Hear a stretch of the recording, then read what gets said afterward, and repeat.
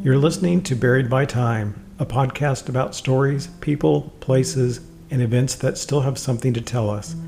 Some are well known, others have nearly disappeared. Let's take a closer look. Dear listeners, a small note before we begin. If you've been paying close attention, you may have noticed that Buried by Time sometimes leaves a trail behind. A name, a casual mention, a strange detail, a passing reference. Not every clue announces itself. Some are hidden in plain sight. Others are fittingly buried. So as you listen, keep one ear open.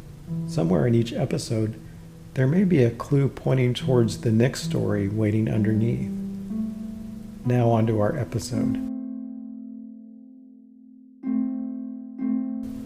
Svengoolie, the horror host who refused to die. In 1983, changing the channel could feel like opening one strange door after another. A viewer in Chicago might sit in the blue light of a living room set, one hand on the remote, or maybe on the knob itself, channel surfing from one world to another. On ABC, there was Fantasy Island. Ricardo Montalban welcomes another guest into a dream that never feels completely safe. The island is beautiful and the smiles are polished. The wishes are waiting. But underneath the fantasy, something is off. Television has already taught us to be careful for what we wish for. On MeTV, Michael Jackson is walking through a city sidewalk in Billie Jean, and the pavement lights up under his feet. Cable television suddenly looks like the future arriving through a glowing square. On local WFLD Channel 32, the picture is cheaper now, stranger, more regional, and less polished. A coffin opens. A man in ghoulish makeup appears in a top hat and tuxedo. The movie may be old, maybe very old. The jokes may be terrible on purpose. A rubber chicken may fly through the frame, and somehow the whole thing works. This is Son of Svengoolie, and this is the story of how one local horror host survived a world that almost completely disappeared.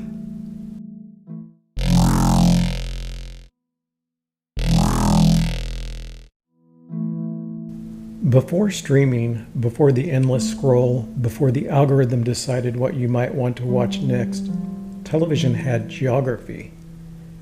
A show did not simply come from content, it came from a place. Chicago had its own television weather, its own announcers, news anchors, and commercials. Its own strange faces who appeared at odd hours and seemed to belong to the city as much as a bridge, a tavern sign, or a cold wind off the lake. Local television had strange corners, places where the polished world of network TV gave way to old movies, odd hosts, cheap sets, and late-night rituals that felt like they belonged only to your city. You could, of course, find network shows, expensive dramas, and sitcoms built for everybody. But around the edges, especially on independent stations, there was something else. Old movies, cheap reruns, creature features, cartoons, comedy shorts, and hosts who turned the leftovers into rituals. The horror host was one of the strangest inventions of that television world. On paper, the job was simple. Guide the viewer into an old horror or science fiction movie, step back in before and after the commercials, tell a few jokes, do a sketch, make fun of the cheap effects, and then send everyone back into the dark for the next scene. But the real job was deeper than that. The horror host gave the viewer permission. The horror host gave the viewer permission to enter a strange little zone where bad movies felt important. Cheap effects became part of the charm, and the ordinary world seemed to shift slightly in the dark. For kids and teenagers, horror television created a strange safe zone, scarier than normal TV, a little forbidden, but still allowed in a way that late-night adult shows clearly were not. It sat in that odd space between family television and the parts of the broadcast night parents did not want children wandering into. It occupied a strange middle ground, not fully adult, not really childish, not respectable enough to feel safe, but not dangerous enough to be off limits. It belonged to the night. Even when a schedule moved around, the feeling remained. Lights off, volume low, maybe popcorn on the stove, one television in the house, and a host on the screen who seemed to know the movie was awful, but also knew that so bad it's good could become fun and a little scary if the room was dark enough.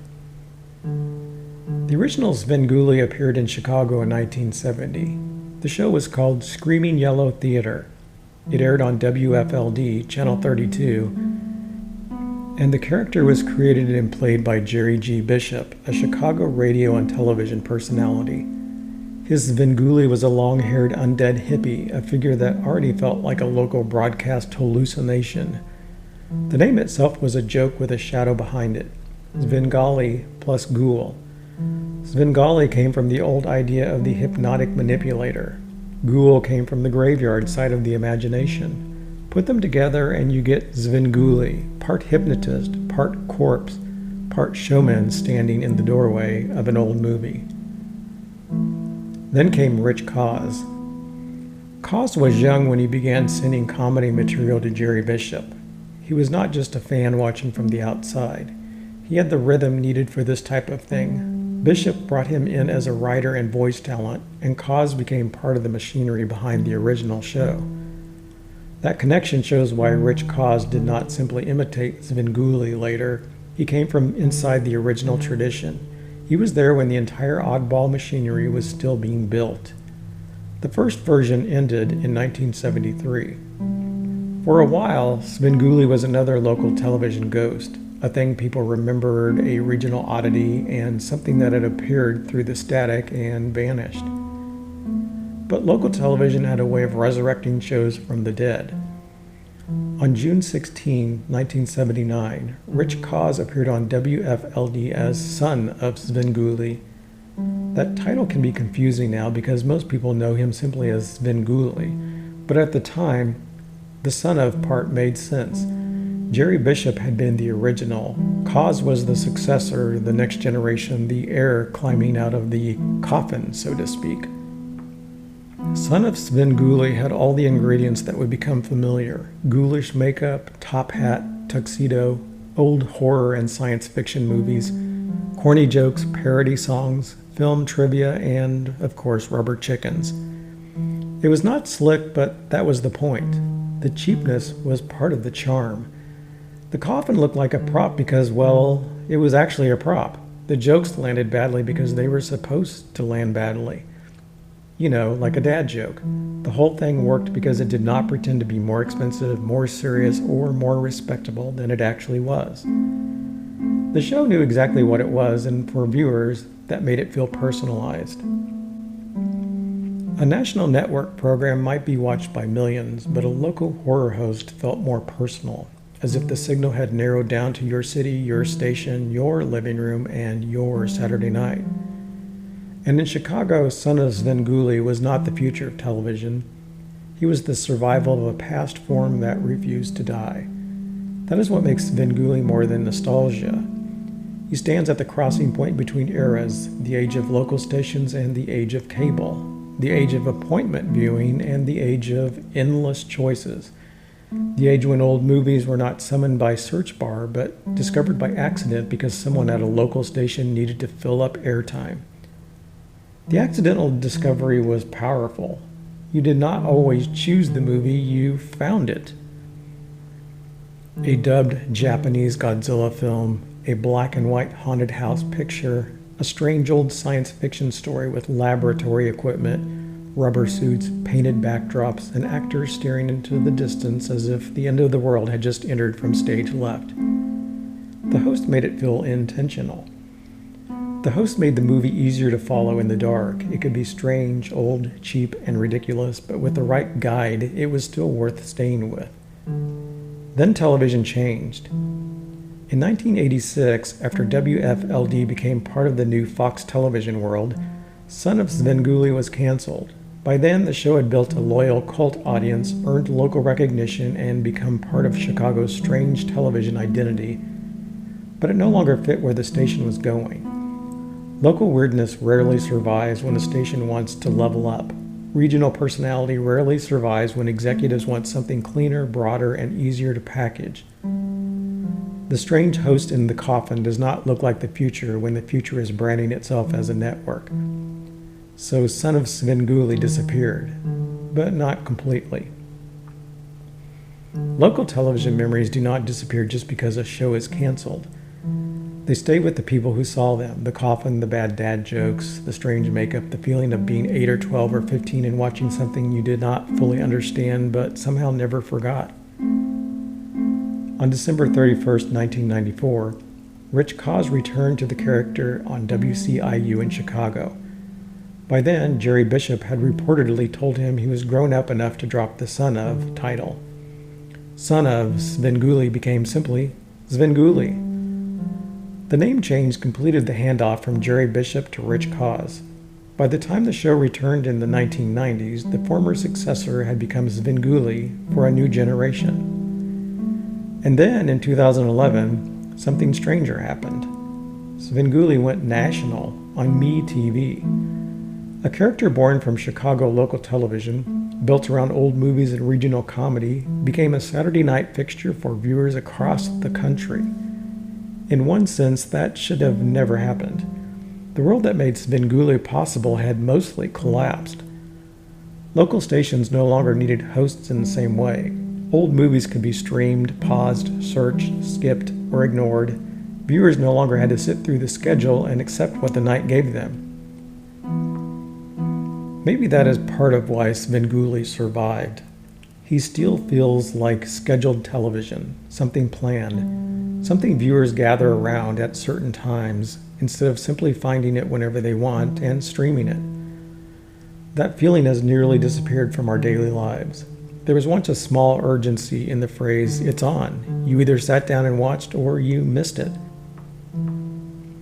Svengoolie still carries that same special event vibe, not just because of the horror movie, the jokes, or the rubber chickens, but because the show still feels like an event. The idea was simple, but the movies gave the show its strange power. Svengoolie was not introducing one kind of horror. He was guiding viewers through an entire attic of 20th century fear. Castles, laboratories, foggy graveyards, old mansions, cursed families, giant creatures, and monsters that had been frightening audiences for decades. Some nights belonged to the old Universal world with Dracula, Frankenstein, the Wolfman, the Mummy, the Invisible Man, and all the black and white shadows that came with them. Other nights leaned into Hammer Films horror, where the colors were richer, the blood was brighter, and the gothic mood felt more heated.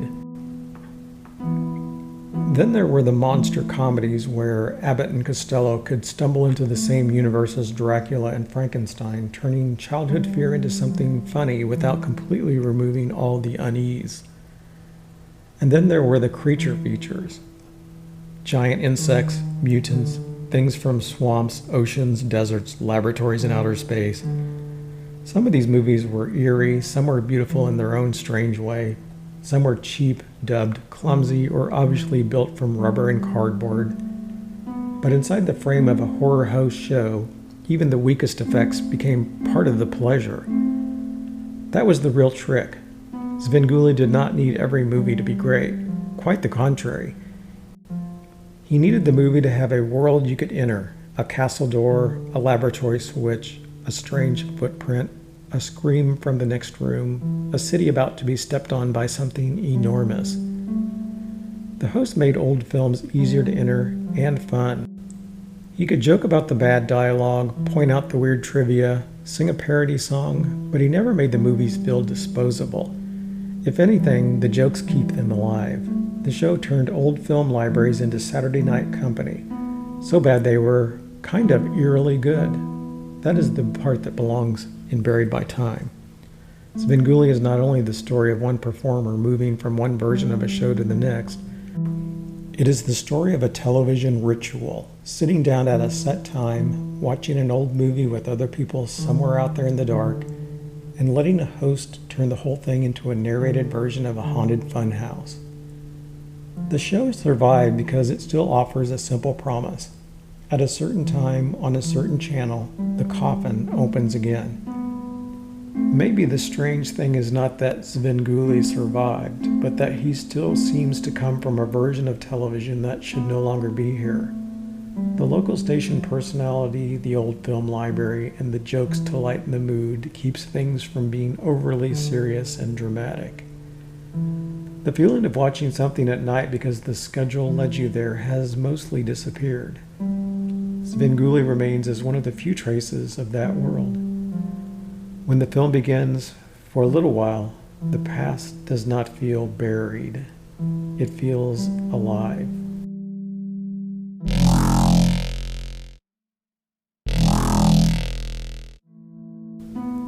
Thanks for listening to Buried by Time. Remember, time doesn't kill history. It buries it. And if you're drawn to the story still waiting underneath, subscribe to Buried by Time and like the episode wherever that option appears. You can also support the show at buymeacoffee.com/whythankyou. And if there's a forgotten story you think belongs here, leave it in the comments. Until next time, keep looking closely. The past has a way of leaving things behind.